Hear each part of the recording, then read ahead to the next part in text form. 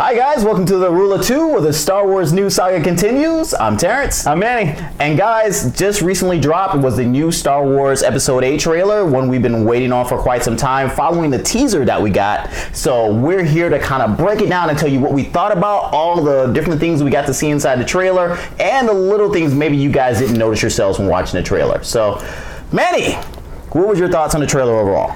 Well, I thought it was a great continuation from the previous trailer that we had, because I went back and I looked at the first trailer that came out, right? Mm-hmm. And then I coupled it with the one that we just saw a few days ago, and it was just, it didn't give you as much as I thought the second one of Force Awakens did. Okay. Because you know how we had talked about it previously about how the Force Awakens trailers, you could piece everything together and it was pretty much the whole movie. Yeah, so they just gave it to you in snippets and they were like, oh yeah. I didn't get that from this. Okay. The one thing that I did get though is the dialogue.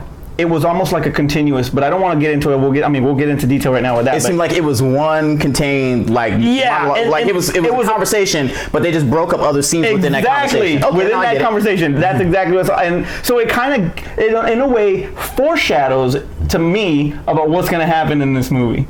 And it's freaking exciting. It's beautifully shot. Kind of got maybe a forced vision of what's going to be in Episode VIII. It's beautifully shot. That's horrible. It was a beautiful shot movie. It looks really great. The colors are great. I mean, just some of the scenes that Rian Johnson, how he shot it. Yeah. So from all the different colors, from the grays, from the island, from the whites, the blacks, and the reds, from the First Order, to even when they were showing like the battle scenes, and I was really gritty and dusty, and it was like they're going a long way with the cinematography of this film, and that was one of the biggest takeaways that I had, is that the way it looked and getting me excited about seeing how much of a visual spectacle this film is going to be. A lot similar to the way Rogue One was. Yes, exactly. The beach scenes, especially. I thought, very similar to that. You didn't see any glares or any kind of Abrams stuff on it, like the way Force Awakens is, because you go back and you look at the trailer for the Force Awakens, you see the flares and all that stuff on it, and the way it's shot. You can tell it's Abrams. The lens flares. Yeah, the lens flares, exactly. I said glares. Whatever. Anyway, whatever. I missed about one letter, but whatever. So you don't see any of that in this. No. You don't see any of that in this. But let's get into the whole thing. So we start out with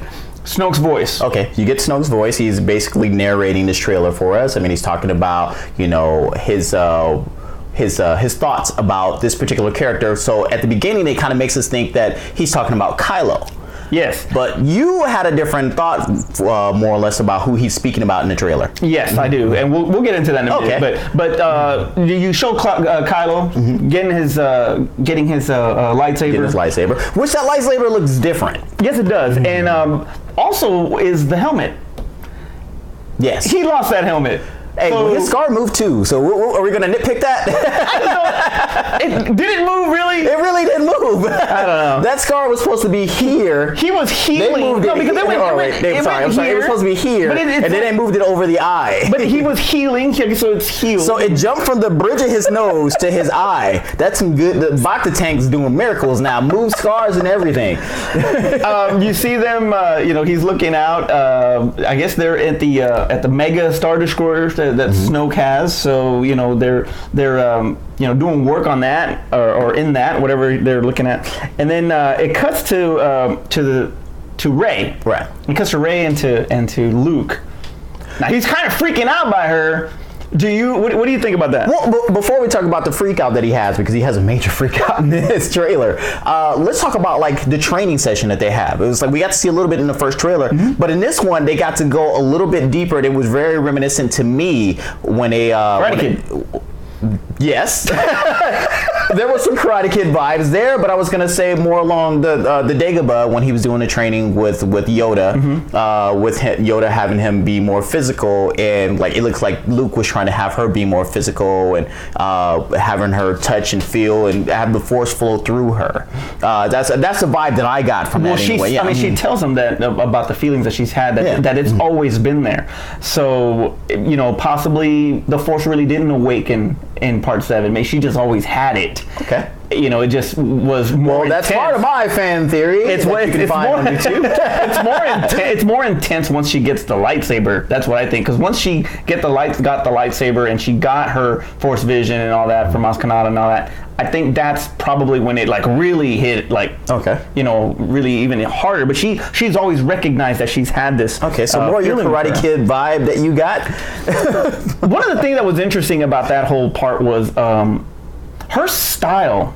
I did think it was different. It was like, because before it was kind of like a clunky style in the original films. When we got to the prequels, they went more dance, ballet, weird, like choreography. Yeah, it was overly choreographed. Right. This one, they were trying to show her more of the power that she had with the way she swung, and I would almost say more of knight-ish.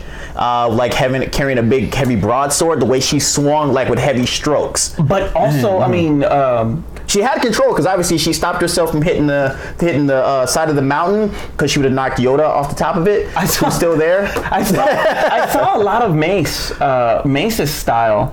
Because he is over the he goes like this, and I saw that from her too. Okay. And so her style is very dark side-ish. Okay. That's just my opinion. I might be wrong, but that's just my opinion. All right, moving on. So you go to the next side. Now we're with Kylo Ren, and he's inside the TIE silencer. Yeah. That's what they're calling this one. It's pretty sweet. I can't wait to get a Lego TIE silencer. It's going to cost me $200, but I can't wait to get one. Is that really how much they cost? They are expensive, dude. Wow, that's freaking insane. They're expensive. The shuttle that he had before was like $150. I didn't buy it because it was $150. That's insane. But yeah, so it's nice that he is really following the path of Vader. It's like he is going to be a amazing pilot, is what I assume that they're showing us in this trailer. And to see him in a TIE fighter itself is awesome. The new design I really love. Him, the little bit of the battle scene, the little bit of Star Wars that we actually get in this Star battle.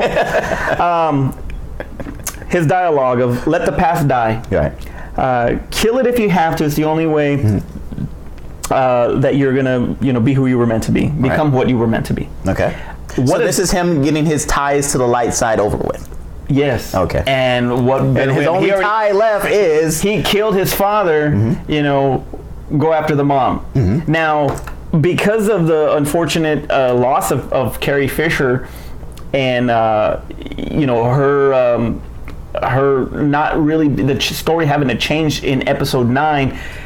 Do you think this is it? Do you think this is how she bites it? I think so. Why would they not do this? Is a perfect way. I think it's a teaser. I don't think that. I know. It's clever editing. She's got to get saved. It's like he's probably not going to kill her in that scene. That's just a battle that they're having, and they're just kind of foreshadowing that this may be the last time that we get to see Leia, Carrie Fisher on screen, and we're not going to see her in 9. That's just unless it's like a flashback with footage already shot. But the narration was basically kind of cluing us in that his only tie to the light side is her. So at some particular situation, something's going to come up where he's going to cut that tie. And I think that we are not going to get a redemption story in this film. This redemption story for him is not going to happen. It was like he can't kill his mother. You just can't do it. Look, you can't kill Han Solo and Princess Leia. That's just not how it works. And get redeemed and I killed Snoke. I think it's just forgiven. No. I think it's awesome editing, and it's just a tease. I don't think it happens. Because if you really think about or remember what Rian Johnson was talking about as far as not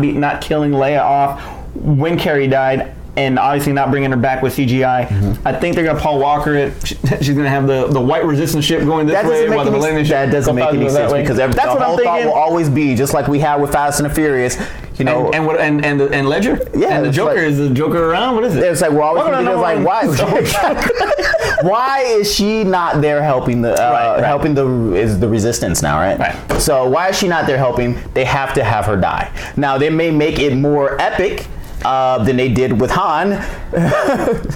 Because everybody saw that coming. No, but so it was like it might mean a little bit more. But because she's really gone, she's really passed on, so that will even hit you even harder to see. Yeah, because that's it. That's you see her die on screen. So what was the next part? All right, so now we get into Chewbacca flying the Millennium Falcon, going through his thing, and your favorite Porg. I hate the Porg. The Tribbles or what are they called? The only reason why I don't want to see these CGI characters because the reason what we got with Force Awakens was to do more practical effects. More practical effects. We know that with CGI, over time, it doesn't hold up. So if I want to show my grandkids this film, they're going to be like, oh, look at the crappy CGI character that's on screen. And it's always, and maybe this is just early CGI that they have in this film, it's obvious that it's CGI. It's like, it's not even one of those things where like, oh, okay, it could be CGI. They could have done with a puppet. It's just like blatantly obvious, like CGI character up in front of this, like, Chewie wasn't even reacting to it. That's how CGI it was, and he's in a movie with the damn thing. So I think that they're because you always got to sell the toys, obviously. And the first one. Sell me a new BB-8. The BB-8. Well, actually, they have a different BB-8 too. Is it black? Yeah, the black one. Hey, the DD-8. DD 9.5. There you go. DB 9.5. But it was. Sorry. Go on, Star Wars.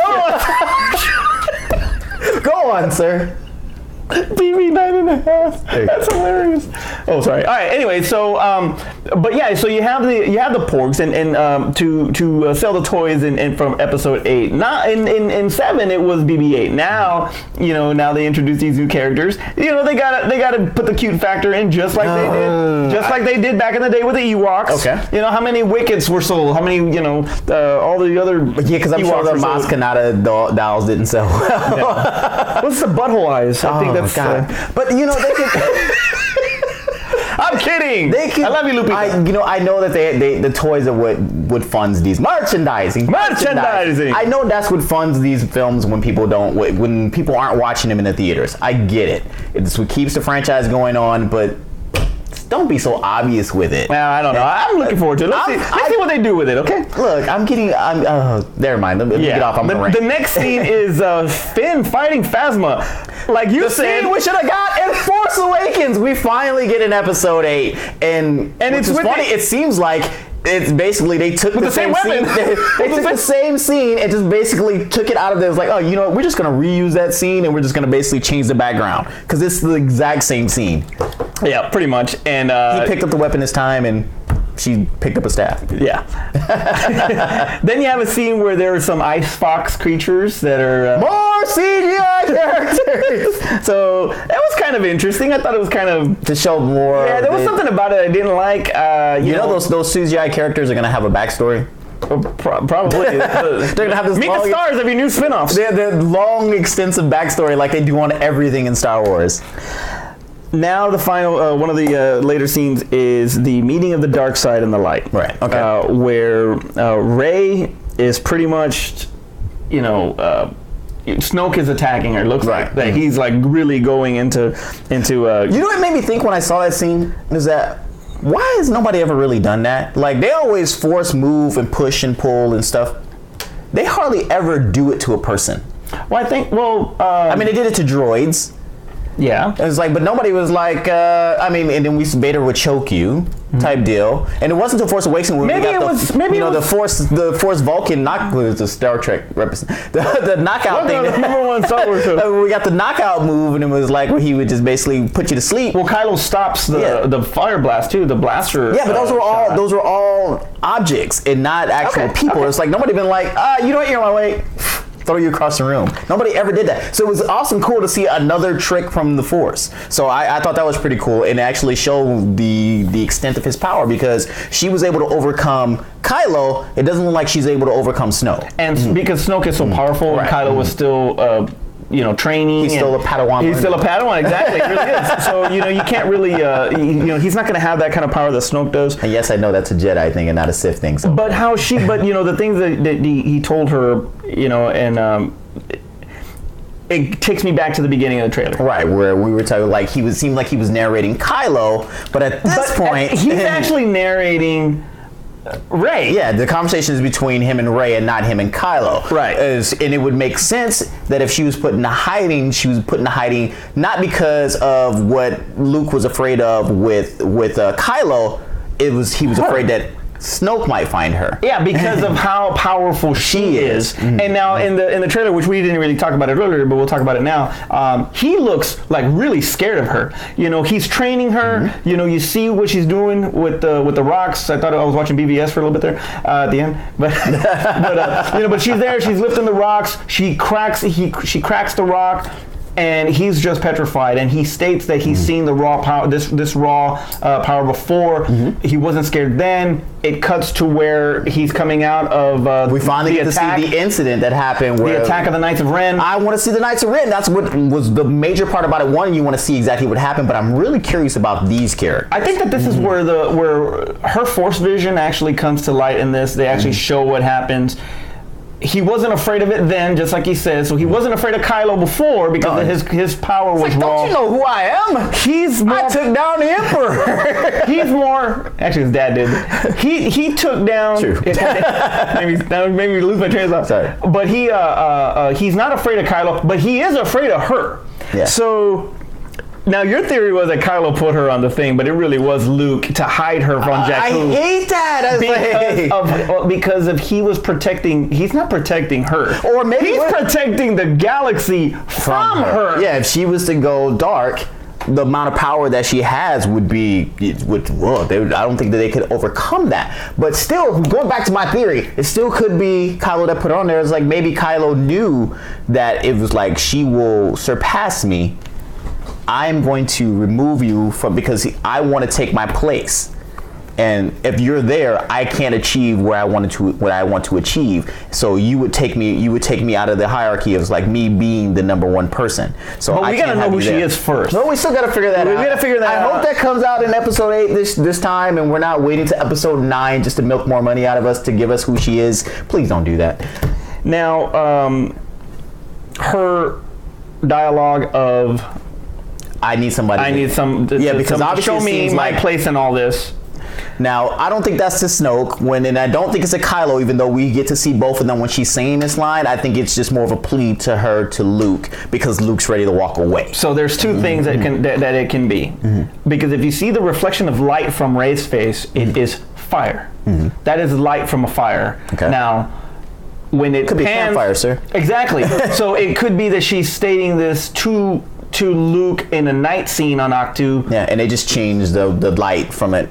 But then they put the Kylo factor in where there's fire behind him. Right. Great editing. No, yeah, it's great. Great editing. Guys, for the would you like to go ahead and edit our videos here? But if that were the case, that's more than likely what that is, to be honest with you. But if it is that there's an alliance there, then that's going to be pretty damn interesting. And great cliffhanger. So if they let's fan theory it out a little bit, because we always do fan theories. So let's just say he does. Her conversation is not with Luke. Her conversation is not with Snoke. We always had the whole conversation between Vader and Luke. Come to the dark side. Me and you can overthrow the Emperor. Mm-hmm. What if he poses the same thing to Rey? He says, come with me, let me train. Luke's already turned you out. That doesn't sound right. Turned you away. He's already turned you away. Why don't you come with me? I will train you, and me and you can overthrow Snoke. I don't think that if what you said earlier, it kind of contradicts your point because of the hierarchy factor. Because he's not completely trained, and even if he is completely trained, he already offered this. Right, but I'm just saying, if he's completely trained, she's more powerful than he is. So at that particular time, he felt her power. I still think that he could have killed her. He just chose not to. Well, true. Maybe because of who she is. But still, it's like the rule of two. So it's like if he overthrows Snoke, he's gonna need somebody. And if he truly wants to teach her, like he had said before in The Force Awakens, he would want to bring her on. And it's like, it's better to have her with you under your wing than to have her oppose you. Right? Okay. Keep my enemies close thing. Mm-hmm. So right, it makes sense. All right, so give me some fan theories. You got a fan theory? That was my fan theory. Oh, that was your fan theory. We just transitioned into it, sir. It's like you didn't see the little graphic go up. That was a fan theory. He doesn't pay attention, guys. All right, so final thoughts on the trailer. Well, real quick, my fan theory is that Rey goes to the dark side. You can edit that part out, by the way. Okay. My fan theory is that she is going to go through the dark side. Okay. I really, really feel that on her strongly. own. She gets pulled by Snoke, or does she go with Kylo? I think she goes by Snoke. Okay. I don't think she resists him. I think that she is really really curious about where she belongs in this. He pretty much and because Snoke's Plagueis, in my opinion, okay, he's gonna freaking really overpower her, okay. And I think she goes to the dark side. I really think that her eyes are gonna be yellow by the end of the movie. What you're saying is that we're gonna have a dark side love triangle, because now we're gonna have Snoke, Kylo, and Rey all in the dark side, and the Rule of Two says you cannot have that. But they don't have the Rule of Two anymore. So because these aren't Sith. Snoke is not a Sith. He's just has strong knowledge of the dark side. That doesn't make him a Sith. I still say that's coming out soon. That they're gonna be. He will once he finishes training Kylo, he will acknowledge him as a Sith. He will say that this is a Sith. Somebody's got to go. Now if you want to say that like he brings Rey to destroy like they did with Sidious, knew the power of Anakin. Sorry. Nose is back up here. Knew the power of Anakin. He wanted to replace Dooku with Anakin. So would you think that Snoke would feel the same way? And he was like, "Hey, I see that you're stronger than Kylo. Let me bring you on, and you'll get rid of Kylo for me." Do you think they killed Kylo in 8? Do you remember? No, no way. Do you think? Okay, they killed Darth Maul in 1. When they after Star Wars was done and they had Empire. All of a sudden, Darth Vader's whole purpose was Luke Skywalker. Yes. What if Rey was the whole? That's who Snoke was looking for the whole time. Yeah, that's why Kylo hit her. Like I said in my fan theory. But I'm saying that was the whole point, because he wanted her the whole time. He never wanted Kylo, period. He never wanted him. He used him to get to her. Yeah. And that's why Kylo said, "This will replace me on the hierarchy. I'm just gonna make her go away." Like I said in my fan theory. Double agents. Do you think Kylo's a double agent? No, he already killed Han Solo. You're not that good of a double agent. What if Han Solo was in it? What if Han Solo was not dead? What if Han Solo was hiding somewhere? What if Han Solo was involved in the plan to kill? No. To sacrifice himself for the resistance. He was trying to bring him home. Okay. He was trying to bring him home, and if they do a double twist like that, then that's stupid. Well, I thought the trailer was absolutely amazing. It really, you know what? If you really pay attention, especially in the beginning, there's an overhead shot of Kylo walking up with the troops behind him, very similar to Anakin, to Hayden Christensen. Mm-hmm. The overhead shot on Revenge of the Sith with Anakin leading his troops into where he was going. So I thought that was pretty awesome. It really was. It really but was. It also looked like it seemed like they were at the island, like they were walking into the cave. So I mean, possibly. I don't know if they're going to be gone by the time that he gets there, or there is an epic battle that goes on right there before they get away. So I've seen it 7 times. I loved it. I'm gonna probably have it another one in a little while. Watch it again. There you go. What did you think of the trailer? Did you like it? Did you love it? Overall, love the trailer. I think this is probably one of the better trailers that they put out for this new part of the universe. This I agree with you. Better than saga films. Better than Force Awakens. Definitely better than Force Awakens. Even though you were a little bit more excited about seeing more Star Wars stuff, but I had the Rogue One trailer as my number 1 trailer for basically this Star Wars universe at this time. But now I think this passed it. I think there were so many shots and so many things new. Well, that's because half the freaking Rogue One trailer wasn't in the movie. Very true. Very true. I love the deleted scenes. I love that. Well, let's hope that that does not happen with this one. Let's hope all these scenes stay, except for the Porg one, right? But regardless, I thought it was awesome. And Twitter voters, our Twitter followers, actually agree. It was like 20 plus votes, and they all said that. Again, I have to edit this part. Episode 8 trailer, or Episode 8 is going to be better than The Force Awakens. So this is definitely going to be our Empire. This is going to be our Empire, but from what they're saying, this is darker than Empire. The cliffhanger is going to be just as strong. Darker than Empire. I don't think it's going to deliver. I mean, you have to blow my mind to absolutely top I Am Your Father. There's no way that, I mean, there's something maybe there, but... There's a bunch of stuff that they can do. I don't know. They're pushing you one way. They're totally where they're pushing you. It's not gonna be that. Then the only thing that would blow my mind is that Rey kills Luke Skywalker. That would blow your mind. Yeah, that would definitely blow your mind. But they're gonna have Jason Voorhees stuff. It's gonna be there's gonna be something said that reveals so much about a particular character. You know they're gonna do that. Or she kills Kylo Ren. They're gonna Darth Maul him. They're gonna Darth Maul him. They basically set up the whole franchise based on this one character, and they kill him off before it goes over. And maybe she goes. But see, if they push her over to the dark side, then you push Luke back as the protagonist of this whole saga again, because you have nobody else unless they move on. Unless they do a double agent, or they switch sides. But you said a double turn. I mean, what if they Kylo? No. I said if she doesn't kill Kylo. I'm talking about like if she. What if I guess you're right. Unless I thought you were talking about something else. Okay, never mind. Make it Finn. Or she kills Finn. Is it? No, she ain't kill Finn.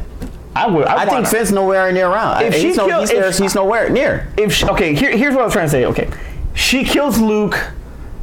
She attempts to kill Kylo. Kylo goes back to the light. Kylo can't go back to the light. That is it. He can't go back to the light. He can't go back to the light. He can go back to the light. It's one thing to kill Obi-Wan. It's different to kill Han Solo, your dad. There's a total difference. Unless he's involved in the decision to kill. Sacrifice himself for the resistance. I'm telling you right now.